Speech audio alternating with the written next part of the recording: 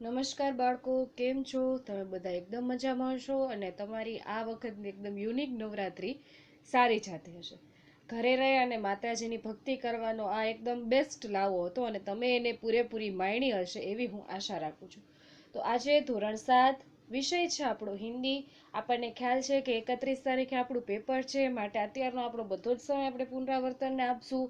શું કામ? એના બે રીઝન છે. કારણ કે આપણો સિલેબસ પણ પૂરો થઈ ગયો છે અને આપણી પાસે સમય પણ છે, અને જેથી કરી અને આપણે પૂરેપૂરો સમય જે છે એ રિવિઝનને આપી શકીએ, જેથી કરીને આપણે 20માંથી 20 માર્ક્સ પૂરા લઈ શકીએ. તો વિષય હિન્દી, પુનરાવર્તન. ટીચર છે તમારા ખુશાલી જોશી. તો હવે આપણે જોશું આજનું પુનરાવર્તનનું ચેપ્ટર. पहलो प्रश्न है आपको, आप इस कहानी को और कौन कौन से उचित शीर्षक देना चाहेंगे? फरीथी, आप इस कहानी को और कौन कौन से उचित शीर्षक देना चाहेंगे? मैं इस कहानी को निम्नलिखित शीर्षक देना चाहूंगा अथवा देना चाहूंगी। जल्दबाजी का नतीजा, अब पछताए होत क्या जब चिड़िया चुग गई खेत, एक कुत्ते का समाधि मंदिर, लाखा बंजारा और उसका कुत्ता। फरीथी, आप इस कहानी को और कौन कौन से उचित शीर्षक देना चाहेंगे? मैं इस कहानी को निम्नलिखित शीर्षक देना चाहूंगी। जल्दबाजी का नतीजा, अब पछताए होत क्या जब चिड़िया चुग गई खेत, एक कुत्ते का समाधि मंदिर, लाखा बंजारा और उसका कुत्ता। ત્યાર પછી कुत्ते को वफादार प्राणी क्यों कहा है अथवा कुत्ते को वफादार प्राणी क्यों कहा गया है? तो जवाब में आवशे, कुत्ता अपने मालिक के घर का भरोसेमंद चौकीदार है। શું છે? कुत्ता अपने मालिक के घर का भरोसेमंद चौकीदार है। कुत्ते के कारण चोर मालिक के घर में घुसने की हिम्मत नहीं करते। यदि चोर मालिक का सामान चुरा ले जा रहे हैं तो कुत्ता उनका पीछा करता है। अगर चोर ने कहीं सामान छिपाया तो कुत्ता उसको उस जगह तक ले जाता है और छिपाया हुआ सामान वापस दिला देता है।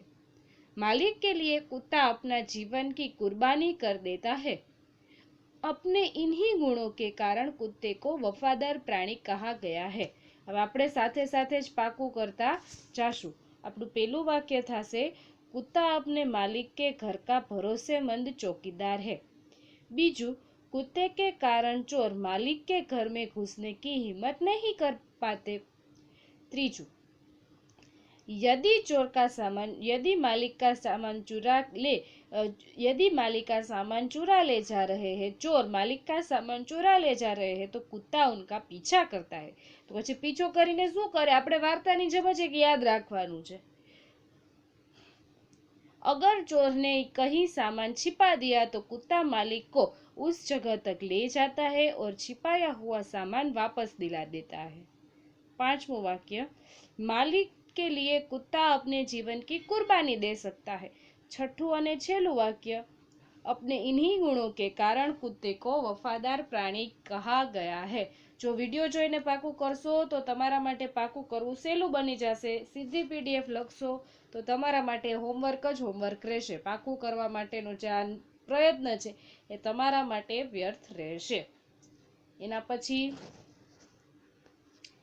सेठ ने कुत्ते को क्यों मुक्त कर दिया? सेठ के यहाँ चोरों ने डाका डाला था। कुत्तों ने चोरों का पीछा किया। चोरों ने दूर जंगल में जाकर सारा माल जमीन में गाड़ दिया। फिर वे भाग गए। कुत्ता सेठ जी को जंगल में ले गया और भोंक भोंक पर यह जगह बताने लगा जहाँ चोरों ने माल गाड़ा था। थोड़ा खोदने पर ही चुराया गया सारा माल सामान मिल गया। सेठ जी की खुशी का पार न रहा।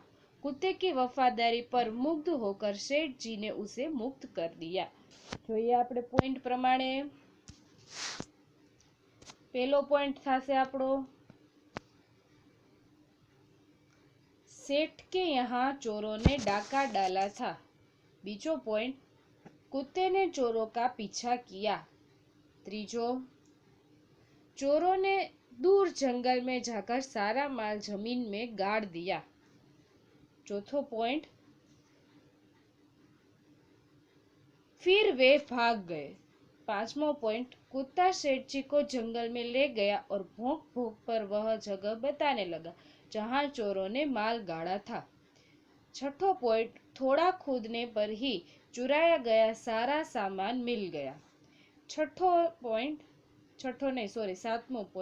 सेठ जी की खुशी का पार न रहा। 8वां और 6वां पॉइंट, कुत्ते की वफादारी पर मुग्ध होकर सेठ जी ने उसे मुक्त कर दिया। ત્યાર પછીનો પ્રશ્ન, रात को कुत्ता पड़ाव की रखवाली कैसे करता था? तो एना जवाब में आवशे कुत्ता बहुत वफादार था। रात को वह सावधान रहकर पड़ाव की रखवाली करता था। अगर चोर लुटेरे पड़ाव की तरफ आते दिखाई देते तो कुत्ता भोग भोग पर उन्हें भगा देता था। હવે આ નાનો પ્રશ્ન છે, તેમ છતાં આપણે જોઈ લઈએ કે कुत्ता पड़ाव की रखवाली कैसे करता था। कुत्ता बहुत वफादार था। रात को वह सावधान रहकर पड़ाव की रखवाली करता था। अगर चोर लुटेरे पड़ाव की तरफ आते दिखाई देते तो कुत्ता भोग भोग पर उन्हें दूर भगा देता था। 3 જ વાક્ય છે અને બહુ સહેલો પ્રશ્ન છે। એના પછીનો પ્રશ્ન જોઈએ, सेठ ने बंजारे के साथ कौन कौन सी शर्त रखी?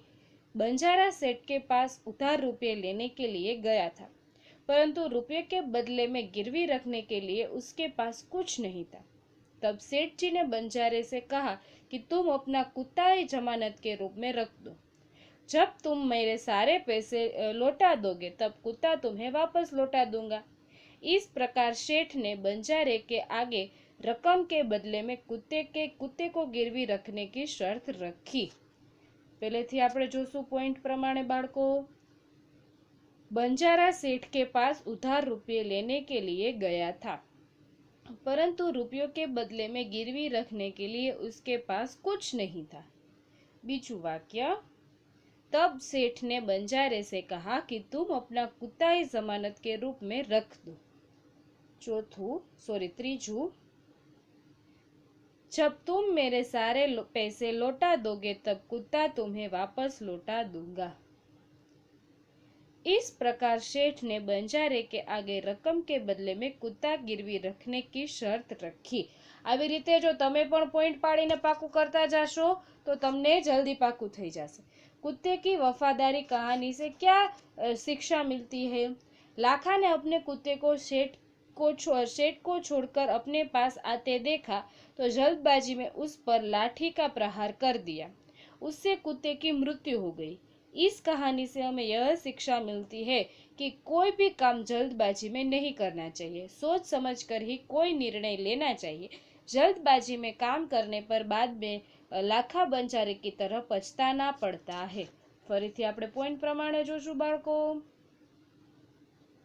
लाखा ने अपने कुत्ते को सेठ को छोड़कर अपने पास आते देखा तो जल्दबाजी में उस पर लाठी का प्रहार कर दिया। बीजू, उससे कुत्ते की मृत्यु हो गई। त्रीजू, इस कहानी से हमें यह शिक्षा